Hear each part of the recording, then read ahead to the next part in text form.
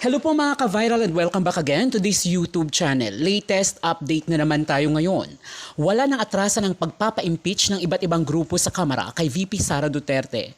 Inaasahang hihimay-himayin na ng Justice Committee ng Kongreso ang nilalaman ng Articles of Impeachment laban kay VP Sara Duterte.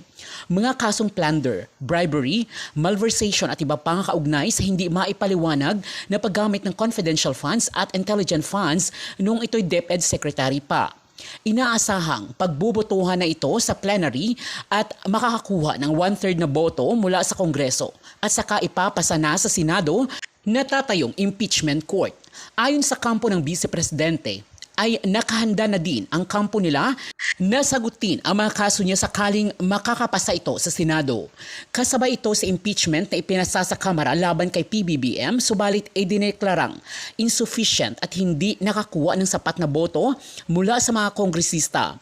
Sa kaugnay na balita, mga senador na kaalyado ni VP Sara Duterte ay wala nang kawala sa maaari nilang pagdakip sa susunod na mga araw. Dismayado si Senator Villanueva, Senator Escudero at Senator Jinggoy sa rekomendasyon ni Senate President Pro Tempore at Chairperson ng Blue Ribbon Committee ng Senado na si Ping Lacson. Nakasuhan sila dahil sa mga ebidensya na hawak nila kaugnay sa pagkasangkot nila sa korupsyon sa mga flood control projects. Hindi umubra kina Lacson, Soto, Senator Hontiveros, Kiko Pangilinan at Bam Aquino ang barkadahan nila sa Senado. Hindi man pumirma ang iba pang mga senador na di umano'y bumaliktad at pinakausapan ni Villanueva, Escudero at Jinggoy na huwag pumirma sa rekomendasyon na sina Senator Zubiri, Senator Gatchalian at G.V. Ejercito ay tuloy pa rin ang pagpasa ni Lacson ng Blue Ribbon Committee recommendation. Napag-alaman na pumirma sina Risa Hontiveros, Bam Aquino, Kiko Pangilinan, Ping Lacson at Soto sa rekomendasyon. Napakasuhan sina Villanueva, Senator Jinggoy at Escudero. Bigo kasi ang plano ng mga senador sa minorya na kaalyado ng mga Duterte na palitan si Soto bilang Senate President at ipalit si Legarda bilang Senate President. Nang sa ganon ay mapapalitan din si Lacson bilang Chairman ng Blue Ribbon Committee. Ito'y bahagi ng kanilang plano na itigil ang pag-iimbestiga sa mga senador na sangkot at idinawit. Ayon sa balita, ay meron umanong term sharing sa pagka-Senate President sina Soto at Legarda. Naharang umano ng Senate majority ang plano ng mga senador sa minorya. Ayon pa sa balita ay tumawag umano ang Malacanang sa Senado nang malaman ang plano ng kabilang grupo sa mangyayaring kodita. Samantala, Senator Marcoleta ay pahiya at naging sentro ng pambabatikos ngayon dahil sa pahayag nito sa Senate session kamakailan lamang na kine-question ang coordinates o sakop ng West Philippine Sea. At ayon kay dating Senador Francis Tolentino na naging author ng Philippine Maritime Zone Act ay isa itong misinformation dahil malinaw at nasa United Nations na ang sakop ng Pilipinas sa West Philippine Sea o ang Maritime Economic Zone ng bansa. Mga kabunyog, mga kababayan, magandang gabi po sa inyong lahat. Welcome po sa isa na namang episode ng ating gabi-gabing talakayan. Mga kabunyog, mga kababayan, napanood ko itong maiksing video clip. Maiksi lang ito.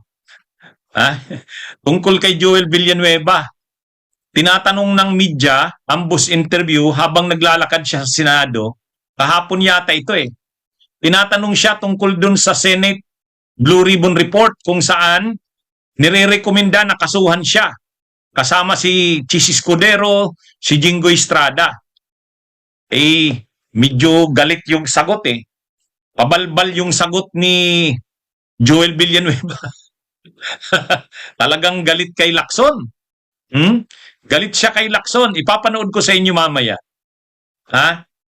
Ano ito, mga kabunyog, mga kababayan? Talagang makita mo sa kanya. Siguro, mainit ang ulo niya, pikon, dahil akala niya magkakaroon na ng change sa leadership ng Senado. Ay syempre, kung mapapalitan ang liderato ng Senado, mapapalitan ang chairman ng Blue Ribbon. At pag napalitan ang chairman ng Blue Ribbon, si Marcoleta na uli, hindi na matutuloy ang Blue Ribbon report na yan. Kaya, sana, nakikita na sana nila Villanueva na magkakaroon ng pagbabago sa liderato ng Senado, magkakaroon ng pagpapalit ng liderato ng Blue Ribbon, kaya yung Senate yung Blue Ribbon Committee report na nag-leak. Yung nag-leak kasing report, ang sabi doon, kasuhan si Chis Escudero, kasuhan si Joel Villanueva at si Jingo Estrada. Ay syempre, galit doon sa rekomendasyon na yon si Joel Villanueva. Kahit si Jingoy saka si Chis Escudero malamang galit din doon. Eh kasi nga, ayaw din syempre nila na kapwa nila senador o yung komite mismo ng Senado magre-rekomenda na kasuhan sila. Kaya mainit ang ulo ni ni Joel Villanueva. Tinanong siya ng media, ano pong masasabi niyo, sir, doon sa Blue Ribbon Committee report, yung partial o yung draft partial report? Ha? Kasama po kayo sa nirekomendang kasuhan. Ang sagot ni Joel Villanueva, bakit? Alin na committee report? Ha? Isa lang naman, kumbaga, yung one person daw, o ang tinutukoy na isang tao, si Lacson. Kaya kumbaga, ang binibira ni inaatake ni Jinggoy ay ni Joel Villanueva, wala namang Blue Ribbon Committee report. Kung mayroon man, ang nagpipilit lang daw isang tao. Siyempre ang tinutukoy niya si Lacson. Ha? O ito, panoorin na ninyo mga kabunyog, mga kababayan. Ito, makikita nyo. Ha? Pabalbal yung sagot ni ni Joel Villanueva, pikon. Ha? Ito.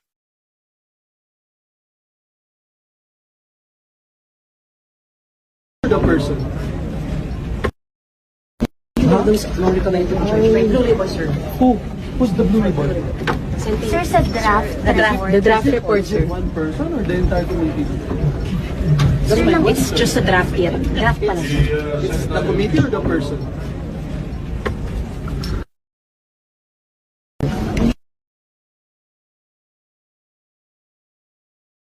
Narinig niyo yung sabi niya? Sabi niya, who's the Blue Ribbon? Who's the Blue Ribbon? The committee or the one person? Ito. Those non-recommended pictures by Blue Ribbon, sir. Who's the blue ribbon? Sir, sa draft, The draft report, Is sir. it one person or the entire committee?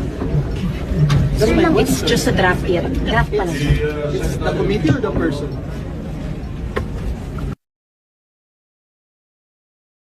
Ayan, nakita nyo. Napansin nyo, mainit yung ulo ni ni Villanueva, mayabang, Ang problema niya diyan ganito. Paliwanag naman talaga ni Senador Ping Lacson. Tama naman yung paliwanag ni Senador Ping Lacson. Sabi ni Senator Ping Lacson, hindi naman pwedeng hindi irekomenda sa report na kasuhan silang tatlo. Hindi pwede. Bakit hindi pwede? Kasi kung maglalabas ng report ang Senate Blue Ribbon Committee, tapos hindi irerekomenda na kasuhan si Joel Villanueva, si Chis Escudero at si Jinggoy, ang sabi nga ni Senador Ping Lacson ay para naman tayong iwan yan. Ha? Kaya mga kabunyog, mga kababayan, hindi pwede na ang Blue Ribbon Committee report ay hindi maglaman ng rekomendasyon na kasuhan sila Jinggoy. Kasi yun naman yung finding sa hearing . Ang linaw naman doon sa proceedings, transparent yun, nakapublic yun. Ano bang makikita mo doon? May mga testigo at ebidensya laban sa kanila. So, kung ang Blue Ribbon ay maglalabas ng report na hindi sila kakasuhan, ay mapapahiya ang Blue Ribbon. Hindi naman kapanipaniwala yun. Ha? Ito namang si Argo. Bakit senador lang? Asan yung mga congressman? Hindi ka pala nagbasa ng report . Yan ang problema sa iyo, Argo. Panatiko ka. Nandun naman yung mga kongresista . Nandun yung mga kongresista. Nandun nga yung mga officials ng DPWH. Nandun nga si Maynard Ngo. Hindi mo ba binasa? Nanonood ka kasi sa mga vloggers ng DDS . At saka si Martin, anong ayaw imbestigahan? Nakalagay doon sa recommendation, imbestigahan si Martin. Iba-iba kasi yung level ng report, ng rekomendasyon. Ang sinasabi doon, pagdating kay Jinggoy, saka kay kay Chis Escudero at kay Joel Villanueva kasuhan. Kasi mayroon ng mga ebidensya. Pagdating kay Martin Romualdez, imbestigahan pa. O, pagdating kay sa mga dun sa iba pang mga kongresista, sila Ed Bikyap, kasuhan na. Sila Garjola, kasuhan na. Kaya iba-iba yung level ng iba-iba yung level ng rekomendasyon doon. Kaya lang, mainit ang ulo ni Joel Villanueva kasi sa kanilang tatlo, ang rekomendasyon, kasuhan sila. Medyo Kaya lang, tama naman si Senador Ping Lacson. Ano ba ang lumabas sa investigation? Ano ba ang lumabas? Ang lumabas sa investigation, yung mga testigong nag-appear doon sa Blue Ribbon, pati yung mga ebidensyang lumabas, yung mga sinumpaang salaysay. Involved talaga sila. Direkta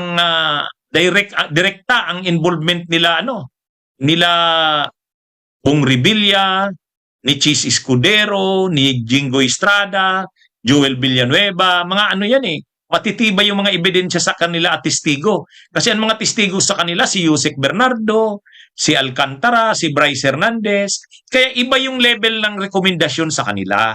Kaya lang, ang gusto kasi nila Joel Villanueva, wag silang irekomendang kasuhan. Sa totoo lang, tama yung sabi ni Senador Ping Lacson, wala naman na silang magagawa kahit naman hindi nila ilagay doon na kasuhan si Jinggoy, kasuhan si Chis, kasuhan si Joel Villanueva, ang totoo, iniimbestigahan na sila Ilang beses na bang pinatawag si Jinggoy? Ilang beses na bang pinatawag? Kinakasuhan na sila Gumugulong na yung kaso sa kanila. Ibig sabihin, nagpe-preliminary investigation na. Kung kung magre-recommendo man ang Blue Ribbon, nakasuhan sila, wala, formality na lang yun. Formality na lang. Parang ina-affirm lang kung ano na yung nangyayari sa grounds. Di ba, nakailang attend na ng preliminary investigation si Joel Villanueva. Ibig sabihin, may kaso na sila sa DOJ. Kinasuhan na sila sa DOJ. Pinasubmit na nga sila ng counter affidavit So, ibig sabihin, kung mag-recommend naman ang Blue Ribbon na kasuhan sila, formality na lang yon. Pero pag hindi nirekomenda ng Blue Ribbon na kasuhan sila, mapapahiya ang Blue Ribbon. Kasi ibig sabihin, pinagtatakpan yung mga kapwa nila senador. Kumbaga, mahirap yung sitwasyon ni Senador Ping Lacson. Kasi ikaw yung chairperson ng Blue Ribbon, tapos ang rekomendasyon mo, huwag kasuhan sila Escudero dahil lang ba kapwa mo sila senador? Hindi pwede yun. Hindi pwede. Ito naman si Argo. Argo, pagka ganyan ang ugali mo, paulit-ulit kanyang kay Risa, kasuhan nyo na si Risa yung Tiberos. Paulit-ulit ka naman yung 3 billion insertions kay Risa. Wala naman, alam nyo, kayong mga DDS, ang hilig nyong mag-akusa, wala naman kayong mga testigo, wala naman kayong ebidensya. Yan ang problema sa inyo Mabuti pa nga sa inyo yung Makabayan Black. At least nakapag-file ng impeachment kay PBBM. Kayo ang hilig nyo lang mga fake news at disinformation. Alam nyo, Argo, nawawala yung tiwala ko sa iyo. Dapat sana naiiba ka man lang sa mga DDS. Ngayon, paulit-ulit ka niyan. Kasuhan nyo si Risa Ontiveros kung may ebidensya kayo. Ba't hindi nyo kasuhan si Martin Romualdez? Si PBBM, hindi nyo naman tinuloy yung impeachment nyo. Mabuti pa nga yung Makabayan Black. Kahit papano, lumaban sila doon sa loob ng Kongreso. Kayo, wala Panay lang kayo Wala naman kayong ibang sinasabi, bangag-bangag, pulburon-pulbur. Alam nyo, dan kayo nakakawala ng nakakawala kayong gana. Panay kayo fake news. Balik tayo dito kay Joel. Itong si Joel Villanueva, hindi naman kasalanan ni Lacson yan Unang-una, si Lacson, nag-iimbestiga lang. Kung ano yung lumabas sa investigasyon ng Blue Ribbon, hindi niya kasalanan yun may mga testigong nag-appear. Tinuturo ng mga testigo nila Bernardo, sa kanila Bryce Hernandez, nila Alcantara. Tinuturo si Villanueva, tinuturo si Jinggoy, tinuturo si Revilla, tinuturo si Escudero. Anong gagawin mo sa report mo? Di syempre, kung ano yung lumabas sa hearing, yun ang ilalabas mo sa report. Ha? Hindi naman barkadahan ang Senado. Yun na nga yung problema kila JB Ejercito, kila Mig Subiri at saka kay Sherwin Gatchalian. Kasi malamang kinausap yun eh. Kinausap yun. Pinakiusapan yun nila Joel Villanueva. Pre, ano naman? Huwag ka namang pumirma doon. Oh. Kaya lang, ang sabi rin naman ni Lacson, pag walang nakuhang 11 na perma, hindi lalabas ang Blue Ribbon Committee report. Yun naman yung yun naman yung sabi ni, kaya lang, talagang isasabihin niya ni Lacson, bakit hindi ako makapaglabas ng report? Wala. Ang pumirma lang ay ako. O sasabihin niya, kulang ang pumirma. O si Bam Aquino, si Kiko Pangilinan, si Risa Hontiveros. O, sabi niya, ano daw sila 4 lang silang pumirma eh. Dati daw 7. Bakit 7? O di sila nga, si Lacson, si Kiko, si Bam, si Risa. O tapos yung 3, si Mig Subiri, Joel Villanueva. Hindi, si Mig Subiri, si JB Ejercito, at saka si Win Gatchalian. Ay nung huli nga, binawi ni Win Gatchalian, ni Jinggoy, bakit ba ako Jinggoy? Ni Win Gatchalian, ni JB, at saka ni Migs. Malamang pinakiusapan yun. Kaya lang, ang sabi naman ni Lacson, pag hindi talaga pumirma yung mga kasamahan niya, hindi sila lalabas ng Blue Ribbon Report. Kasi wala namang magiging report kung hindi permado ng 11. O, anong problema mo doon, Argo? Ikaw naman, Argo. Ayaw ko sanang tawaging tanga ka eh. Kaya nawawala ang respeto ko sa iyo. Dati rinirespeto kita. Alam mo, huwag kang maging panatiko. Yan yung masama sa inyo eh. Ha? Pinupuri pa naman kita. Sabi ko sa mga DDS, at least mayroon tayong pwedeng irespeto. Sa mga argumento mo, hindi ka karespeto eh. Naniniwala ka sa mga fake news na yan. Ano ito mga kabunyog? Ang sabi naman ni Senador Ping Lacson, walang nakuhang perma ng 11, hindi pwedeng ilabas ang committee report. Yun yung Ngayon, bakit kasi hindi pumipirma sila Bakit umatras ng perma sila Migs? Hindi natin yan. Alam nyo ang mga senador, barkadahan yan eh. Barkadahan yan.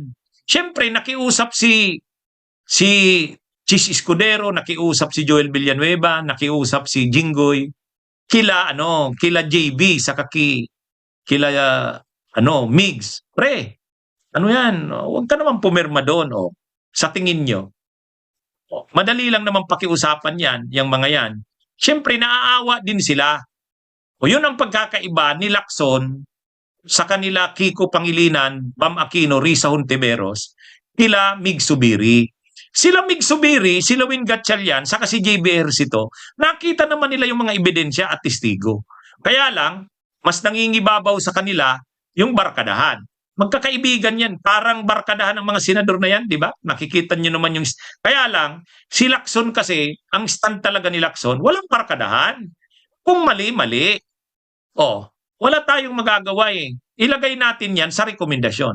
Pero, hindi papayag si Lacson na para lang pumirma sila Migs, para lang pumirma sila JB at si Win Gatchalian, tatanggalin nila yung rekomendasyon na yun. Madam Senator, my worry lang is baka nga ma-water down. So kung magiging party list lang yun, dapat yan, may representation talaga. It should be women, 1 box for women, 1 box for youth.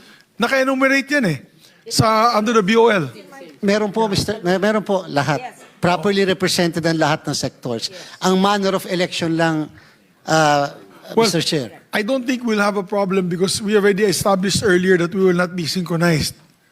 And therefore, it's just going to be a special election every 3 years. So definitely, hindi na kailangan 4 ballots yun. Pwede nang 1 ballot lang for the BARM elections, correct? Kung hindi po nila binago yung BAA 8, kung hindi po nila pinasa yung BAA 88, at yung susundin natin, yung original election code, yun po, we will be giving 4 ballots per voter. Okay. Sinasabi niyo po Mr. Chair, na tama po yung pagpasa. Ito para maliwanag, kasi yung sinasabi naman ni Chair at yung gusto natin na representante ang mga sektor nandyan. Babasahin ko, 2013, nag-file po ako ng panukalang batas. At the time, SB 342, okay, July 2013.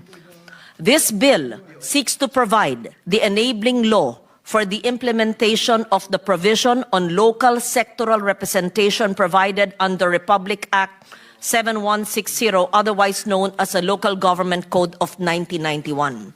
The Constitution encourages non-governmental, community-based, or sectoral organizations that promote the welfare of the nation. It also respects the role of independent people's organizations to enable the people to pursue and protect within the democratic framework their legitimate and collective interests and aspirations through peaceful and lawful means. Consistent with these state policies, Article 10, Section 9 provides that the legislative bodies of local governments shall have sectoral representation as may be prescribed by law, which essentially provides a venue for community-based organizations to participate in formal local governance processes. Local sectoral representation is an important step towards advancing the decentralization in the Philippine governmental system. Decentralization, among others, seeks to bring government closer to the people, making it more responsive to local needs, harness the participation of grassroots communities in public policy making. Participation of local sectoral groups in the local legislative bodies will help ensure that the interests of marginalized sectors are articulated, and this will allow them to contribute in making decisions that directly affect their social, political, and economic concerns. Section 41, paragraph C of RA 7160 sought to pursue the constitutional provisions on local sectoral representation. However, 15 years since the enactment of 7160, remember I wrote this in 2013, at the time 15 years. This important provision remains unimplemented as of 2013 because it requires an enabling law for the same to be implemented, and this bill addresses that need for an enabling law to allow broader representation and participation of community-based and people's organizations in local governance. In view of the foregoing, the immediate passage of this bill is sought, and this is the bill I filed not only for Bangsamoro but for all local governments, because an enabling law was needed from the 1991 Local Government Code, and Congress was remiss in enacting it. That's why, even as a very young senator then, I saw the need for an enabling law, and therefore this bill was filed way back 13 years ago. Huh? You're still a young senator. Yeah. Okay. So when I was a younger senator, hindi napasa ito. And just so that the body knows, up to this time, hindi pa po nababatas, na isa sa batas, napakahalaga. Did I refile it? I will refile it because this will give a voice, as the chair says, to the women, to the indigenous people, to the vulnerable populations. Ito ang kailangan talaga, grassroots communities to have representation. So I am heartened to know that this was used as a basis for empowering community-based communities, both Moro and non-Moro, Muslim and non-Muslim. Hopefully, I did not see BAA 88. Hopefully, the intent of your BAA 88, for which this bill is your inspiration, as you say, I hope it did not divert from the intent of this law, which is much needed because it is an enabling law as mandated by the Constitution. So having said that, I am heartened that a 13-year-old bill, which the national government has not yet, Congress and national, have not yet prioritized, and I'm now emboldened to refile it and to push for it. And second, I hear loud and clear what the chair said, that if we did not pass it through the Bangsamoro Parliament, the elections cannot be held this year. Ibig nyo sabihin, at saka baka 4 ang masalimuot yung proseso, ganun ba yun? Yes po, Madam Chair. Kung natuloy po yung halalan ngayon na hindi po na-reset o hindi po na-postpone, there will be no direct election of the sectoral Sectors. organizations. Assembly lang po. So nakabuti po. So, ibig sabihin po, itong inspirasyon na sinabi niyong basihan ng BAA 88, hindi po na etsepuera ang mga marginalized at vulnerable populations at communities. Sa halip, ito po ay magbibigay daan para po magkaboses at representasyon ng ating mga kababaihan at mga katutubo at ang mga non-Muslim groups. Ganun ba ho ang inyong persepsyon, Chair? Yes po, Madam Chair. In fact, if I may, Madam Chair, we received several years na po, ang daming mga local officials, local chief executive, ang naghihingi sa COMELEC ng implementing rules or regulation on the provision of 7160. Ang sabi po namin, kailangan po ng isang legislation. And that's So the ito na po, legislation. ito na nga. Buti na hungkat natin, is that the right Filipino word? I'm glad that we're able to unearth my 13-year-old bill, which is languishing in the Senate archives. I will refile it on Monday. I may even stand on the floor to deliver a privileged speech and encourage the local government committee to hear it. Today, I can file it today. Yes, but we have to update it. We have to update it. Yes, this is not, hindi naman to unahan. In fact, kung gusto mo i-co-author ito, kasi napakahaba na ng pending ito. So, thank you. I mean, we are enlightened by the wisdom of the chair, chair of the COMELEC, who tells us it is essential that it is also being asked by other local governments. At ang balik nyo, ang sagot nyo ay wala pang enabling law. So gagawa po tayo ng enabling law, pero syempre we will subject this to consultation. Yes. Okay. Madam. May I just, thank you to our dear colleague. Baka we can file that already today. I'll be glad if you will accept me to be your co-author. Yes, I will. Before we proceed with that, so very clear, it is not a stumbling block towards the conduct of the earliest possible orderly and honest elections. In fact, nakatulong po, ganun ba yon, Chair? Not a stumbling block, Your Honor. I think the question po nila, yung sila po is really more on the setting aside of the already existing, duly accredited political parties. But and the sectors. setting aside, it is not contained in my bill. That Not is contained. really an operational process, or baka po sa BAA, which I've not read, 88, dinagdag na nyo yung setting aside. Because here, clearly, there is no such thing as setting aside. There's no such thing as setting aside in your bill Yes. 13 years ago, Mr. Chair, Madam Senator, and therefore, wala pong effect whatsoever. Tama po kayo, operational po, nasa BAA 88 promulgated, enacted by the Parliament. Yes. So, the BAA 88 added, even if this is your inspiration, added the setting aside. Our question is, will the setting aside cause conflict because there is some disagreement, and is it bringing about now a stalemate which is adding to the already difficult process? No? Ask, Hindi naman. yes, with the indulgence of my dear colleague. Chairman, let's say, nandyan na yan, in-approve na nila yung BAA 88. Can't you make an exception for those that are already previously registered, not to make it too difficult to them? Parang ease of doing business, ika nga kung sa trade and industry, past the ease of doing it. Baka worried din sila that they have to go through the whole process again of magastos. Kung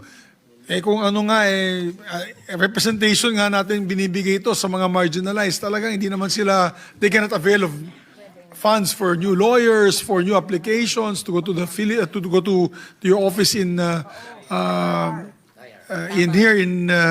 Manila. pwede bang magawa nyo ng paraan? Nandito naman yung buong COMELEC. The whole COMELEC is here. Maybe those who had filed previously, how many are they registered? How many were filed previously? Your Honor? 1,500 sectoral organizations filed. We accredited more or less 184 sectoral organizations from the different groups. In answer to your query, Mr. Chair, perhaps really in the IRR. However, if in the law per se it says that all accredited political parties will have to seek accreditation anew, the COMELEC's hands will be tied because that's the law, Mr. Chair. It cannot be corrected even by an No, IRR. I agree, Your Honor. Pero ang punto ko lang is, madali lang naman magre-register eh. Register. Pero baka we can give accordance that they're already registered with you, you already accredited them. Maybe yung 100, ilan ba sila? 180? 184. 184 organizations may be given the fast lane. Ika nga, para hindi na sila, yan ang appeal na natin sa inyo para wala na masyadong gulo sa kanila. I think that would settle some of their problems. I would feel, no? Baka pwedeng gawin yun. Definitely, we will be doing that. In fact, the problem really is, what are we going to do with those which we already accredited? Ibig sabihin po ba, mali tayo nung inaccredit natin and then we're not going to accredit them. So, Yes. really, they have this advantage already when it comes to accreditation as compared to those who will be seeking accreditation for the first time. You can utilize the documentation that already submitted to you guys. Kasi, ika nga, parang ease of doing business yan eh. When you submit the document to one agency, you have to submit the same documents to the other agency. It's already considered as accepted because it's the same documentation anyways, Your Honor, Mr. Chairman. Yes, Mr. Chair, that will be included in the IRR. We intend to include that in the IRR. Then I just have one fundamental question before I recognize Attorney Nagib, MP Nagib. What is how are you going to operationalize this? I think that's very important. Is how they will operationalize BAA 88. Because for example, it says here 2 seats for the non-Moro IPs and settler communities. 2 seats. Women